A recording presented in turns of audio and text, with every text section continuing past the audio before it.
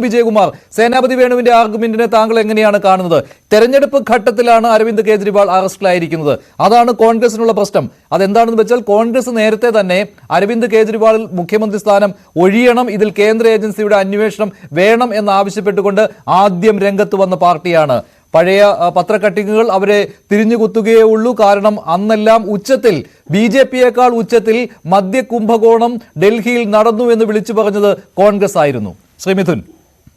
തീർച്ചയായും താങ്കൾ പറഞ്ഞത് ശരിയാണ്. ഞാൻ ഇപ്പോഴും കോൺഗ്രസിന്റെ ആ ഒരു പ്രസ് റിലീസ് നോക്കിക്കൊണ്ടിരിക്കുകയായിരുന്നു. കാരണം അതിൽ അവർ കൃത്യമായിട്ട് അജയ് മാക്കാന്റെ പേരിലാണ് ആ പ്രസ് റിലീസ്. അതിൽ പറയുന്നുണ്ട്, ED charge sheet or reports which have surfaced publicly clearly indict, അതായത് അദ്ദേഹം കുറ്റക്കാരനാണെന്ന് കാണിക്കുന്ന രീതിയിലാണ് എന്നാണ് ഇവർ തന്നെ പറയുന്നത്. അതിൽ അറ്റ്ലീസ്റ്റ് 100 കോടിയുടെ കിക്ക് ബാക്സ് വാങ്ങിയിട്ടുണ്ട് എന്നൊരു press release Congress officially release ചെയ്തിട്ടുണ്ട് ഈ വിഷയത്തിൽ ഫെബ്രുവരി 4, 2023.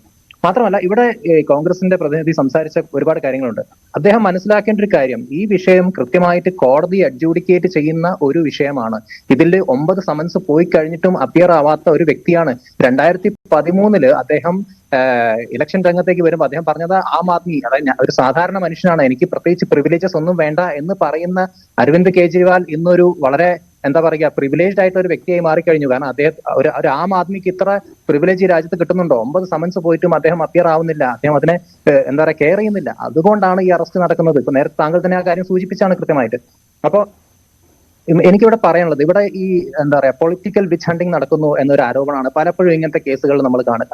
പക്ഷെ ഇത് ഒരു പൊളിറ്റിക്കൽ വിച്ച് ഹണ്ടിങ് എന്ന് പറഞ്ഞുകൊണ്ട്, അതായത് ഇപ്പൊ ഈ ചർച്ചകളിലൊക്കെ നമുക്ക് കാണാം ഇതൊരു പൊളിറ്റിക്കൽ വിച്ച് ഹണ്ടിങ് ആണ് അരവിന്ദ് കെജ്രിവാളിനെതിരെ നടക്കുന്നത്.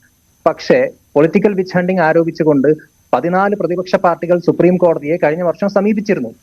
എന്നിട്ട് സുപ്രീം കോടതി ആ വിഷയത്തിൽ പറഞ്ഞത് എന്താണ്? അവരുടെ അപേക്ഷ ചവറ്റുകോട്ടയിലിട്ടുകൊണ്ട് സുപ്രീം കോടതി പറഞ്ഞത് politicians can't claim higher immunity എന്നാണ്. അപ്പോ ഇങ്ങനെയുള്ള ഒരു കാര്യത്തിൽ സുപ്രീം കോടതിയുടെ കൃത്യമായ വിധിയുണ്ട്. മാത്രമല്ല, ഈ പൊളിറ്റിക്കൽ വിച്ച് ഹണ്ടിങ് നടക്കുന്നു എന്ന് പറഞ്ഞാൽ ഒരു ചെറിയ കാര്യമല്ല. അവിടെ മറ്റൊരു പ്രശ്നമുണ്ട് ശ്രീ മിഥുൻ. ഈ പൊളിറ്റിക്കൽ വിച്ച് ഹണ്ടിങ് എന്നുള്ള ആരോപണം പ്രതിപക്ഷ പാർട്ടികൾ ഉന്നയിക്കുന്നതിന് ഏറ്റവും പ്രധാനപ്പെട്ട കാരണം അവർക്കെതിരെ അന്വേഷണം നടക്കുന്നു എന്നത് മാത്രമല്ല, BJP നേതാക്കൾക്കെതിരെ അന്വേഷണം നടക്കുന്നില്ല എത്ര ആരോപണം വന്നാൽ പോലും. ഇപ്പോൾ അതിന്റെ പൂർണ്ണ ലിസ്റ്റ് എന്തായാലും പുറത്തു വന്നതാണ്. എല്ലാ മാധ്യമങ്ങളും തന്നെ, ഏകദേശം എല്ലാ മാധ്യമങ്ങളും പ്രസിദ്ധീകരിച്ചതുമാണ്. ED അന്വേഷണം ഈ BJP കാലയളവിൽ, BJP സർക്കാരിന്റെ കാലയളവിൽ ആർക്കൊക്കെ എതിരെ നടന്നു എന്ന്. അതിൽ എത്ര BJP നേതാക്കളുണ്ട്? അത് മാത്രമല്ല, അന്വേഷണം തുടരുന്ന ഘട്ടത്തിൽ BJP-യിലേക്ക് ചേർന്നവർക്കെതിരെ അല്ലെങ്കിൽ BJP സഖ്യത്തിലേക്ക് വന്നവർക്കെതിരെ അന്വേഷണം അവിടെ വെച്ച് നിലയ്ക്കുകയും ചെയ്തിട്ടുണ്ട്. അതാണ് ഈ പൊളിറ്റിക്കൽ ആയിട്ടുള്ള വേട്ടയാടൽ എന്ന് പറയുന്നതിന് കാരണം. നോക്കൂ, ഞാൻ മനസ്സിലാക്കുന്നത് BJP-യിലേക്ക് വന്ന ഇപ്പൊ ഹേമന്ത് ബിശ്വ ശർമ്മയെ പോലുള്ള വിഷയങ്ങളൊക്കെയാണ് പലപ്പോഴും എടുത്തിടാറുള്ളത്. അദ്ദേഹം പോലും ഈ ED ഒക്കെ വിളിപ്പിക്കുമ്പോൾ കൃത്യമായി ഹാജരായിട്ടുണ്ട്. അങ്ങനത്തെ ഒരു പ്രശ്നമൊന്നും അവിടെ നടന്നിട്ടില്ല. ഞങ്ങൾ BJP-യിലേക്ക് വന്നു, അതുകൊണ്ട് ഞങ്ങളൊന്നും ഞങ്ങൾക്ക് ഇത് വിഷയം ബാധിക്കുന്നില്ല എന്ന തരത്തിലേക്കൊന്നും ഞാൻ ഇതുവരെ കണ്ടിട്ടില്ല. സമൻസ് കൃത്യമായിട്ട് അറ്റൻഡ് ചെയ്യുന്ന, അതിന് അല്ലെങ്കിൽ ഈ എന്താ പറയുക ചോദ്യം ചെയ്യലിനൊക്കെ ഹാജരാകുന്ന നേതാക്കളാണ് ഇപ്പുറത്തുള്ളത്. ഞാൻ പറയുന്നത്, ഇവിടെ താങ്കൾ പറഞ്ഞ ഒരു കമ്പാരിസൺ ഉണ്ടല്ലോ, ഇപ്പം BJP-യുടെ ഡാറ്റ എടുത്ത് നോക്കുകയാണെങ്കിൽ, അതായത് BJP അധികാരത്തിൽ വരുന്നതിന് മുമ്പുള്ള ഡാറ്റ കൂടെ പരിശോധിച്ച് നോക്കൂ. BJP നേതാക്കൾ അന്നും അറസ്റ്റിലാവുന്നത് കുറവാണ്. അന്നും അറസ്റ്റിലായിക്കൊണ്ടിരുന്നത് കോൺഗ്രസ് നേതാക്കളൊക്കെ തന്നെയാണ്. അതിന്റെ കൃത്യമായ കണക്കുണ്ട്. അപ്പൊ താങ്കൾ നോക്കുകയാണെങ്കിൽ അന്ന് കോൺഗ്രസ് നേതാക്കൾ ആക്ച്വലി അറസ്റ്റ് ആയ അളവിനേക്കാൾ എത്ര കുറവാണ് ഇപ്പൊ അറസ്റ്റിലാവുന്നത്. ഈ അടുത്ത് പോലും നമ്മൾ കണ്ടിട്ടുണ്ട് ധീരജ് സാഹുവിനെ പോലുള്ള ആളുകൾ, അദ്ദേഹത്തിന്റെ വീട്ടിൽ നിന്ന് ED റെയ്ഡ് ചെയ്തിട്ട് എത്രയാണ് 350 കോടിയിൽ കൂടുതൽ പിടിച്ചു കഴിഞ്ഞു. ഈ നോട്ടെണ്ണുന്ന മെഷീൻ പോലും ചൂടായി പോയിന്നാ കേട്ടത്. അപ്പൊ അങ്ങനെയുള്ള അഴിമതിയും അത്ര വലിയ തട്ടിപ്പുകളൊക്കെ നടക്കുന്ന ഒരു പ്രതിപക്ഷമാണ് നമ്മുടെ പ്രതിപക്ഷം. ഇവിടെ ഒരു നോർത്ത് സൗത്ത് കൊളാബറേഷൻ ഉണ്ടാക്കിയിട്ട് ഇവിടെ തെലങ്കാനയിലുള്ള മുഖ്യമന്ത്രിയുടെ മകളും നോർത്തിലിരിക്കുന്ന നമ്മുടെ അരവിന്ദ് കെജ്രിവാളും എല്ലാവരും കൂടെ ചേർന്ന് ഒരു വലിയ തോതിലുള്ള ഒരു അഴിമതി നടത്തിക്കൊണ്ടിരിക്കുകയാണ്. അതിനെയാണ് അവിടെയും അരവിന്ദ് കെജ്രിവാളിലേക്ക് ഈ അന്വേഷണം ചെന്നെത്തുന്നതിന് വേണ്ടി കളിച്ച കളി എന്ന് പറയുന്നത്. അതിന്ന് ആം ആദ്മി പാർട്ടിയുടെ പ്രമുഖ നേതാക്കൾ തന്നെ ആ വിവരം പുറത്തുവിട്ടിട്ടുണ്ടല്ലോ. ഈ ശരത് ചന്ദ്ര റെഡ്ഡി എന്നൊരാൾ, അയാൾ വഴിയാണ് അരവിന്ദ് കെജ്രിവാളിലേക്ക് എത്തിയത്. ശരത് ചന്ദ്ര റെഡ്ഡിയെ ആദ്യം അറസ്റ്റ് ചെയ്യുന്ന സമയത്തുള്ള മൊഴി എന്ന് പറയുന്നത് അരവിന്ദ് കെജ്രിവാളുമായി കൂടിക്കാഴ്ച നടത്തിയിട്ടില്ല, അരവിന്ദ് കെജ്രിവാളിന് ഒരു ഇൻവോൾവ്മെന്റും ഇല്ല എന്നുള്ളതായിരുന്നു. പക്ഷെ പിന്നീട് മൊഴി മാറ്റി അരവിന്ദ് കെജ്രിവാളിനെതിരെ മൊഴി നൽകി, പിന്നീട് ഈ കേസിലെ മാപ്പ് സാക്ഷിയായി മാറുകയായിരുന്നു. പക്ഷേ ഇപ്പോൾ പുറത്തു വരുന്ന വിവരങ്ങൾ അനുസരിച്ച്, ഇപ്പോൾ നമ്മുടെ ഈ ചർച്ചയിലിരിക്കുന്ന വിനോദ് മാത്യു വിൽസൺ, ആം ആദ്മി പാർട്ടിയുടെ സംസ്ഥാന പ്രസിഡന്റ്, ഇന്നലെ തന്നെ ഈ ചർച്ചയിൽ അദ്ദേഹം പറഞ്ഞ കാര്യമായിരുന്നു, ശരത് റെഡ്ഡി തെരഞ്ഞെടുപ്പ് ബോണ്ട് വാങ്ങി അത് BJP-ക്ക് നൽകിയിട്ടുണ്ട്.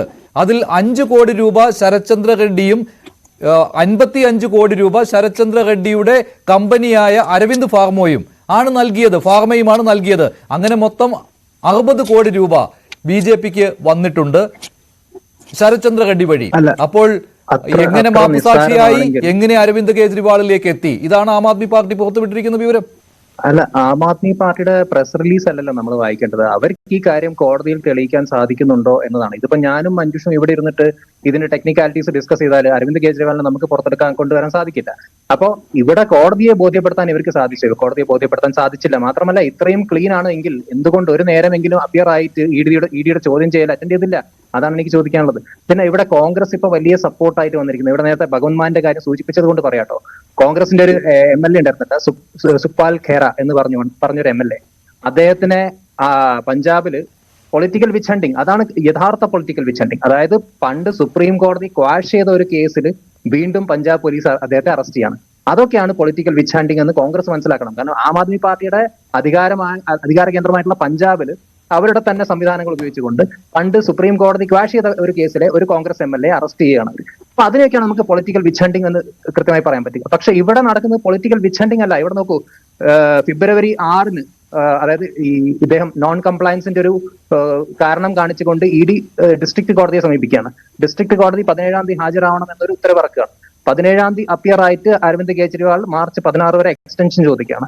മാർച്ച് 14-ന് വീണ്ടും അരവിന്ദ് കെജ്രിവാൾ സുപ്രീം കോടതിയെ സമീപിക്കുകയാണ് ഡിസ്ട്രിക്ട് കോടതിയുടെ ഉത്തരവിനെതിരായിട്ട്. അത് സുപ്രീം കോടതി തള്ളുന്നു. അതിനുശേഷം ഉണ്ടായ EDയുടെ നടപടിയാണ് നമ്മളിപ്പോൾ കാണുന്നത്. അതിനെതിരെയും അദ്ദേഹം ഹൈക്കോടതിയിൽ ഡിവിഷൻ ബെഞ്ചിനെ സമീപിച്ചത് ഞാൻ മനസ്സിലാക്കുന്നത്.